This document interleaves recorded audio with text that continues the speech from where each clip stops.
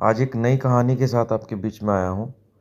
ये कथा भगवान शिव तो ब्रह्मा जी का पांचों सिर काटने की है, जो अहंकार, मर्यादा और धर्म का गूढ़ संदेश देती है। सृष्टि का आरंभ जब ब्रह्मांड शून्य से आकार ले रहा था, तब त्रिदेव ब्रह्मा, विष्णु और महेश अपने अपने कर्तव्यों में सृष्टि को सृष्टि की रचना का दायित्व मिला था। उन्होंने चार दिशाओं में देखने के लिए चार सिर धारण किए, परंतु धीरे धीरे उनके भीतर अहंकार जन्म लेने लगा।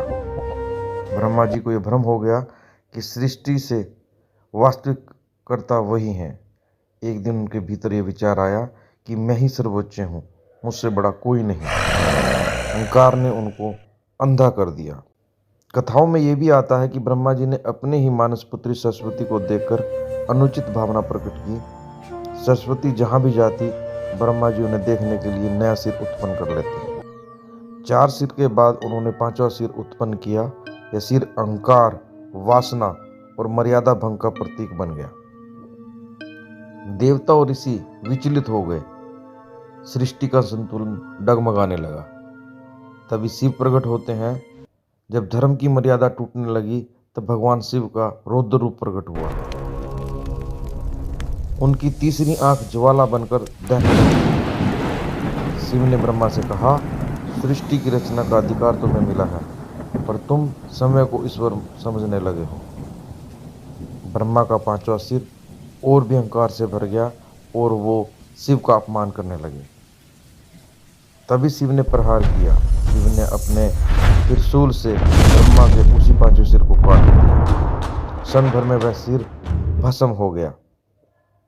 चार सिर बचे, चार वेदों के जो प्रतीक थे, ज्ञान और संतुलन के प्रतीक थे।